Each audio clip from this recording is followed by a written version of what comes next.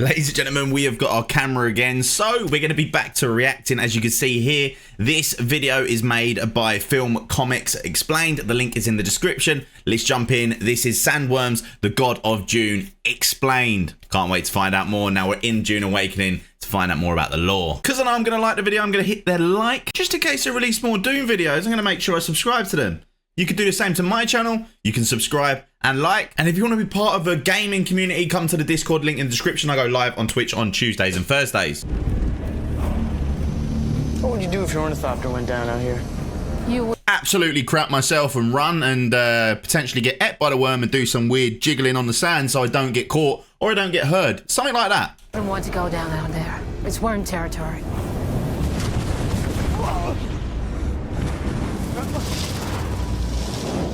Absolutely epic, honestly. Bless the Maker and his water. Bless the coming and going of him. May his passage cleanse the world and keep the world for his people. Hey guys, what's happening? Nihat here with Film Comics Explained. As requested, today we're going to be exploring the sandworms featured in Frank Herbert's expansive Dune universe. Yo, that's so cool. The largest and most dangerous organism on Arrakis is the sandworm, capable of reaching 400 meters in length. The Fremen share the deep desert with the giant sandworms, known to the Fremen as Shai Hulud. The sandworms. 400 meters in length the Shai Hulud can be. That is crazy, and I hope in Dune Awakening that in a year's time or so we're going to get DLC where we can probably ride them. Now we are going to get another house. Who knows what they're going to be. But imagine getting like a Freeman addition to the game. Oh, that'd be sick. Also known as Geonomelodium arachnis, Shai Haluduta gigantica, and Shai Hulud to the Fremen, were the dominant life form on Arrakis before the time of Leto II. As with many Fremen words, Shai Hulud is more than a descriptive term for a physical entity. It alludes to the Fremen belief that the sandworm is a physical embodiment of the one god that created and governs the universe. Originating from the Arabic word... that's interesting. So, obviously I don't know too much about Dune. Now I've obviously watched the movies 1 and 2. But when it comes to like the lore and all that, I have no clue. So do expect more videos like this. If you do like videos like this, let me know in the comments down below, because I am interested in seeing whether you guys want to see more about the lore, and if you like my reaction on them as well, because I'm learning probably as you're learning, or maybe you know. And if there's some facts that are not in here that you do not know of, please let me know in the comments, because I'd love to learn more. Shai Hulud, which translates to thing of eternity or thing of immortality. Linguistically, the many poetic translations all speak of the size, age, and power of the sandworm. From they always speak of the size, unfortunately. It's just life. Just get over it. From Old Man of the Desert, Old Father Eternity, to Grandfather of the Desert. The sandworm was an autotrophic animal that inhabited the planet Arrakis, basically an organism that can produce its own food using light, water, carbon dioxide, and other chemicals. Through this process, it was able to produce the coveted spice melange. Where they originated is unknown, but they were introduced to Arrakis before the events of the Butlerian Jihad.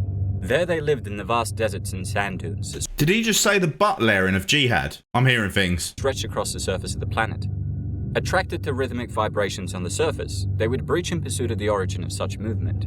This was an effort to defend their territory. Thus, to see a worm and live to tell the tale was extremely rare. Unless you were a badass Fremen, of course, who achieved mastery of the beast.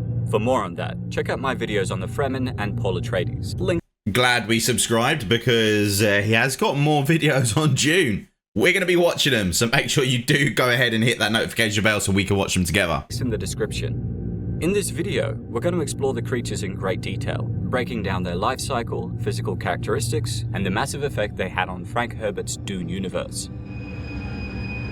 Try to approach the worm with the same concerns that Frank Herbert wrote and created the worm, which is like biology. It all came from that kind of feeling that the worm will need to look like a survivor through the ages that has been grinded by the sand through centuries, you know. It's not just a sandworm. This is a sacred creature that represents the earth, creation, the cycle of life. I'm sorry, guys. I laughed then. That image, they put it on, just made me giggle, all right?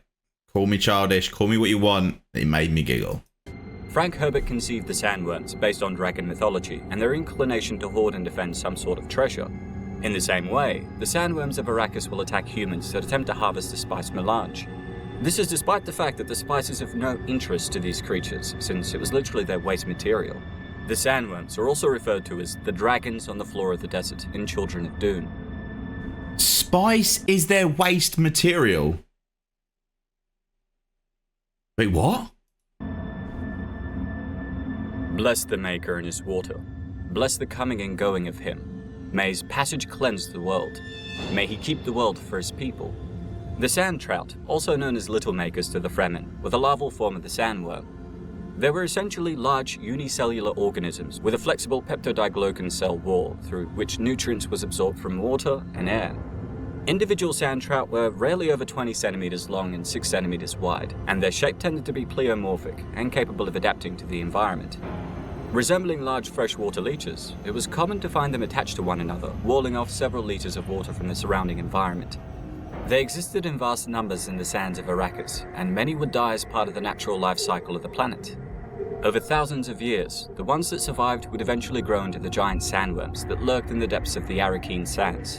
If squeezed, they excrete an extremely potent form of spice, which gave one an incredible energy boost. So the question there, guys, they said they are only in the Arrakeen sands. Now, when we did see the brief or something not so long ago on Dune Awakening, they did say that we are potentially going to be going to other worlds in the future. If the sandworm is only on Arrakeen, does that mean that if we go to other places, there's going to be no sandworms, there's going to be different threats? A creator of spice, though, sand trout had the amazing ability to transform a whole planet into desert by absorbing large bodies of water. Because they cannot live in a waterlogged environment, this feature enabled their kind to survive. When Leto Atreides II looked into the many lives of his ancestors in other memory, he came to realize that they were introduced to Arrakis from another planet, eons prior. According to him, the sand trout had proliferated to the point where existing ecosystems could no longer deal with them. To this point, Arrakis actually began as a water planet, much like Caladan. Oh, wow. When the sand trout arrived, they absorbed all the water, allowing them to transform into the sandworm. This was consistent with the physical evidence found on the planet, namely salt beds that apparently had once been great seas.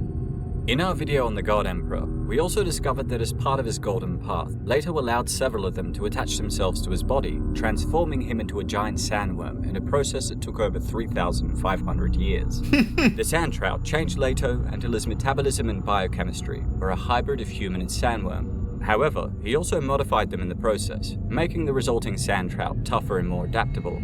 This allowed them to be settled onto other worlds without complication, thus ensuring the survival of their species. Leto also imparted some of his DNA and genetic memories into the sand trout that emerged from him when he died.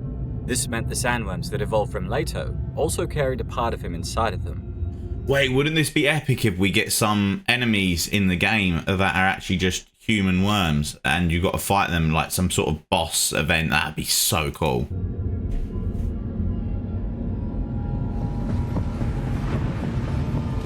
What a cool film. I haven't seen the old ones. Would anyone recommend me going and watching the old ones? Look at that. So cool.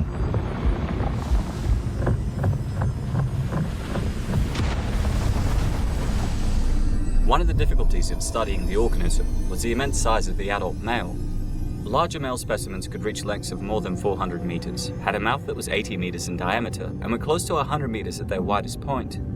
Dr. Yo cited that a specimen up to 450 meters long was spotted by observers in the deep desert, while others believed that even larger worms existed in the southern pole regions. The females, on the other hand, were much smaller, approximately 100 meters long and 20 meters wide.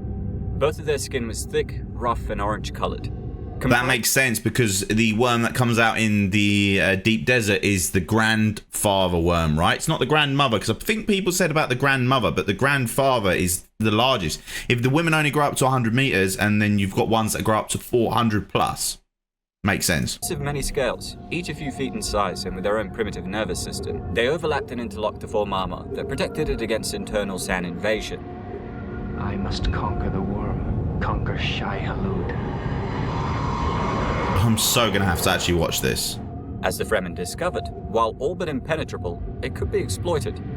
By prying open the edges of the scales, the integrity of the armor would be compromised, forcing large amounts of sand to enter the giant worms. This would cause intense irritation for the worm. The beast then rolled itself until the prone scale was at the highest point from the desert floor, thus minimizing the amount of sand that could enter.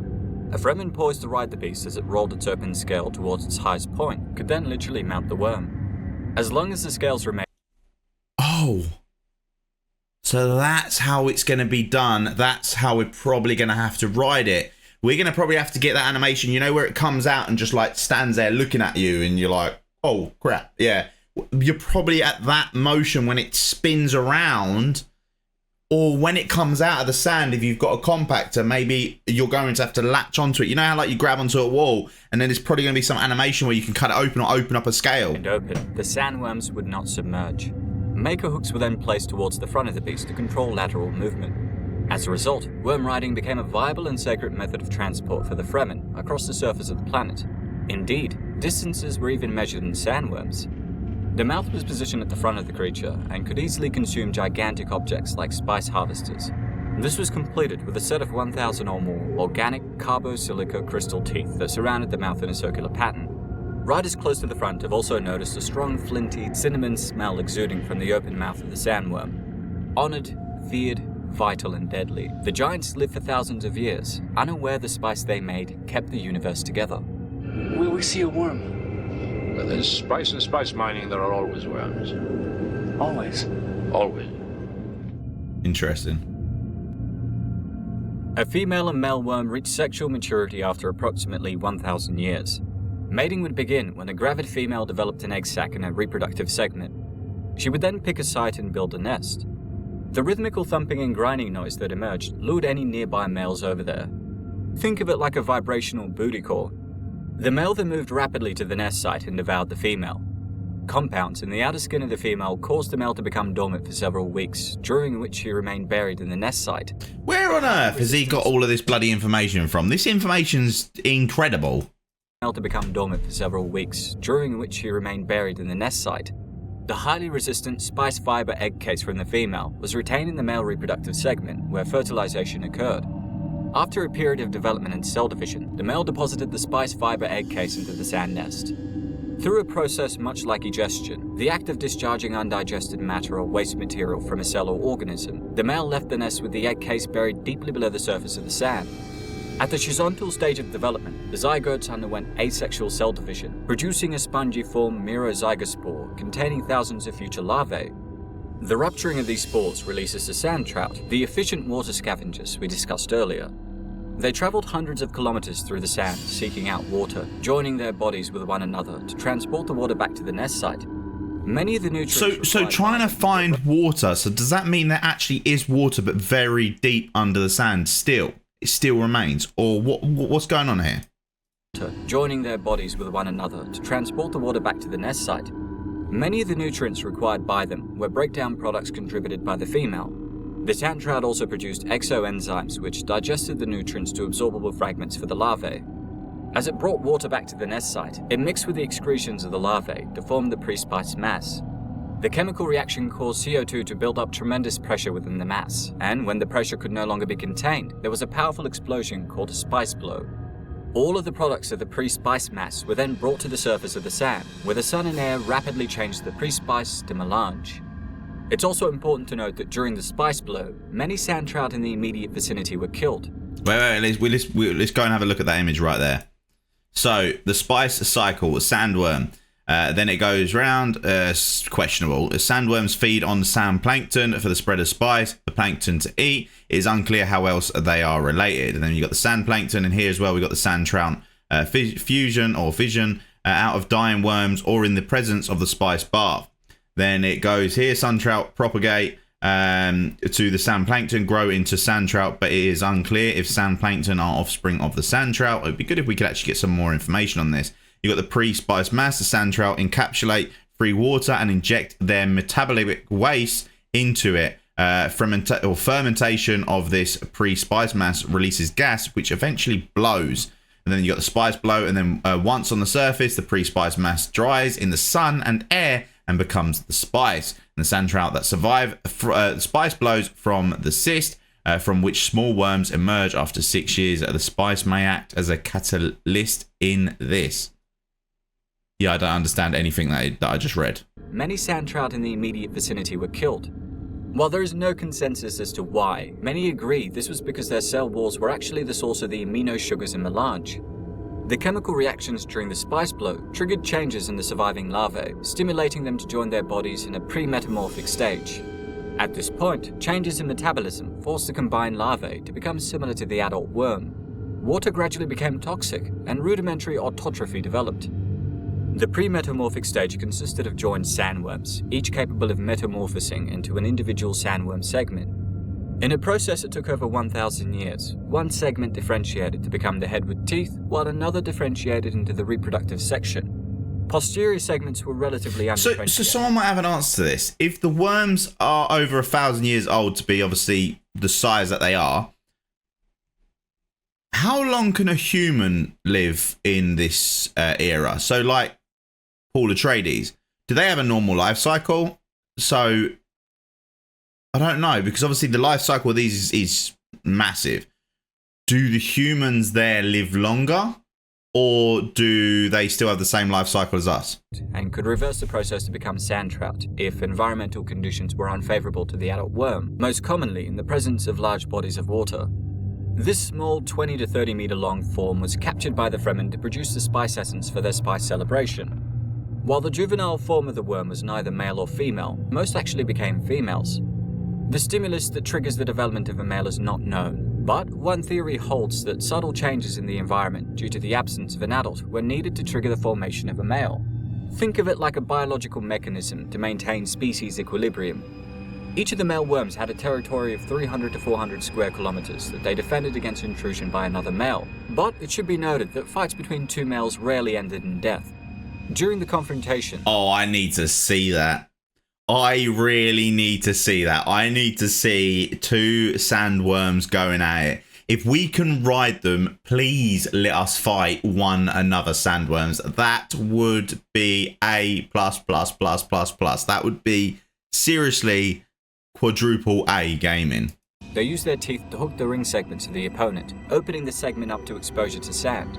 One worm eventually became too uncomfortable and broke off the battle, retreating to find a new domain. While the fight might not be immediately fatal, occasionally the opening can allow bacteria and disease to come in, resulting in the death of the worm. Shai Halud, The adult gigantic worm was a true metabolism. autotroph, producing all of its nutritional needs. Oh, look at this craft. What is this craft that we're seeing on the screen right here? That's a pretty cool craft. The adult worm was a true autotroph, producing all of its nutritional needs from inorganic compounds on the planet's surface. The energy to drive their synthetic reactions was obtained by their movement through the sand, which caused an electrostatic charge differential. The resulting electrons passed to an electron acceptor, believed to be a cuprocyanide compound, the reduced form of which accumulated in the worm body. Molecular oxygen evolved during the reaction, and the presence of water caused the electrons to be discharged abnormally. Thus, water was poisoned to the worm. The heat from the friction of the worm's movement drove the synthetic... Can I put on a load of decalitrons and get ate by it and it dies because it's got water in it? How would I electrocute myself? Is there any electric weapons? Wait, because we did see in the streamers thing on Twitch that when they were doing that before the game released, that one of the challenges were to kill the sandworm. Do you reckon there's actually a way to kill it using electric? Interesting. Reactions to completion. Most of the nutrients produced were gaseous. Excess gases not utilized for nutrients were literally ignited by heat of sand travel. Thus, the worm always had a flame deep within its body. The excess heat also aided in driving the synthetic reactions, keeping the nutrients in gaseous form for absorption while vaporizing any stray H2O. Besides the organic acids, concentrated hydrochloric and sulfuric acids have also been detected. The living worm buffered itself against these acids, but once it died, the body was rapidly digested by them. Of course, the most resistant structures were the teeth, which were gathered by the Fremen to make the legendary Chris knives.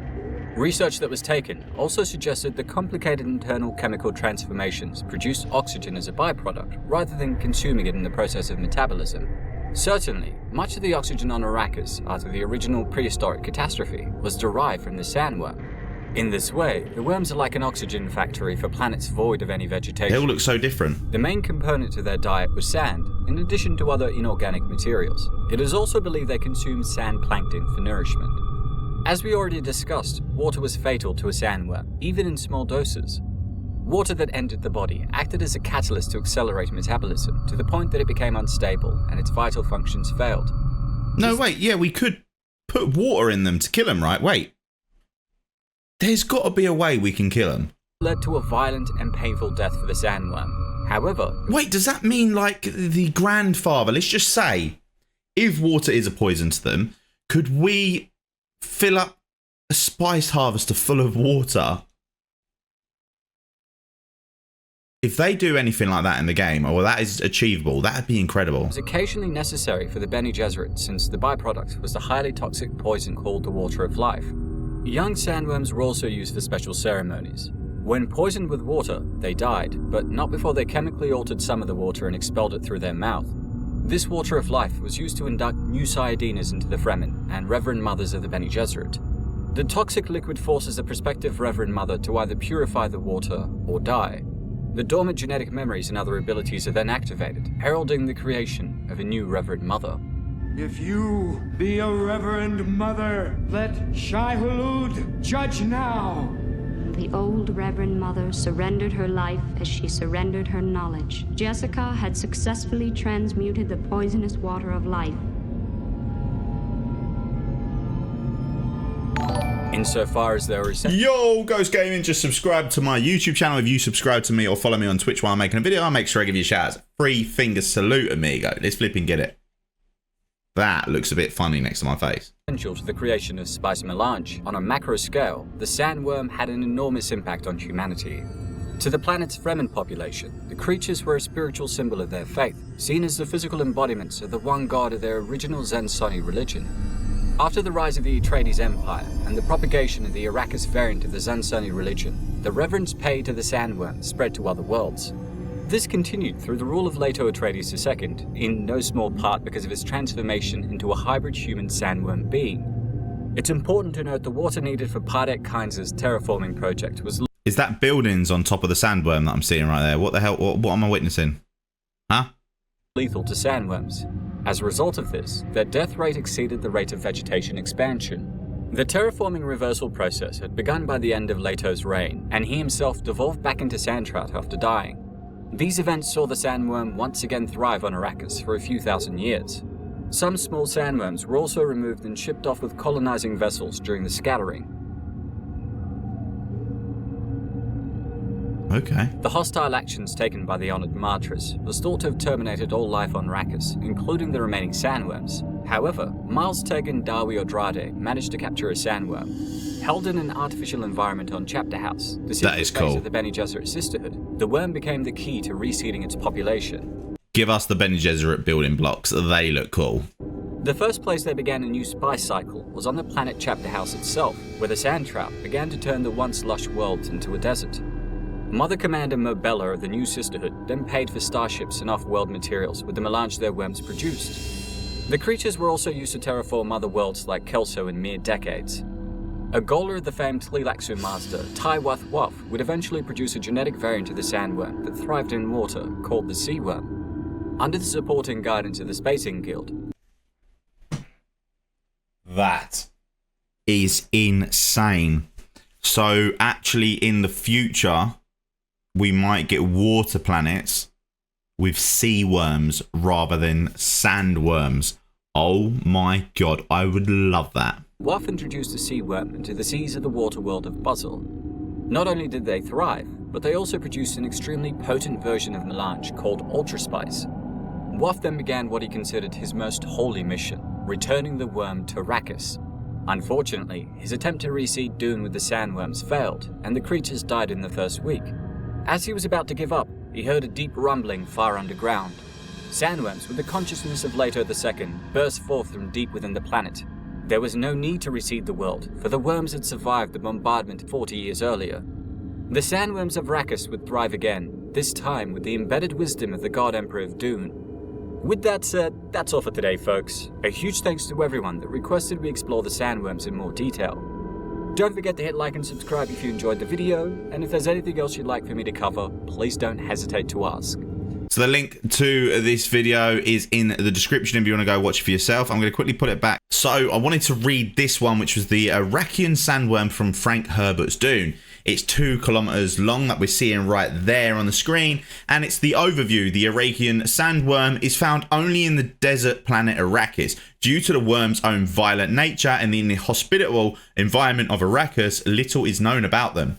The worms cannot travel through or upon solid rock, thus limiting their range to the desert sands. The worms seem to be solitary in nature, rarely seen together. The tough carapace seems to protect the worm from desert storms as well as most conventional weapons. Most, key word there. The sandworms are attracted to and will attack any rhythmic vibration from kilometers away. This impedes the harvesting of the spice melange, Arrakis' chief export. However, there is no direct evidence linking desert worms to spice production. So we're seeing there loads of skin pieces at 5 centimeters. The carapace, the outer curving is composed of dense overlapping segments. The segments are dense and bone-like on the outside and composed of more cartilage on the inside. This protects the sandworm, but more importantly supports the enormous weight. So we've got the lower dermis, we've got the muscles, we've got the intestines, we've got the nerve cord, we've got the esophagus, we've got the pharynx, we've got the support bones, we've got the crop, the gizzard, the heart, and the dorsal blood vessels. So yet again, if you could think of any way of destroying these, potentially water or electric, let me know in the comments down below, because like I did say that there was a Twitch stream where they had to try and kill a worm. I wonder if there now is a possibility that we can actually do that. How to achieve it, I don't know. Maybe we've got to put a water cistern in the sand, fill it up with water, and it comes up and eats it. I'm not too sure, but it would be a very interesting way to see what happens if we can kill one. Hopefully you enjoyed this. Like, follow, comment, subscribe. If you want more videos like this, let me know in the comments down below. If there's any that you can recommend as well, let me know in the comments down below and tag me to them over on the Discord. Free finger salute. See you in the next one. Peace.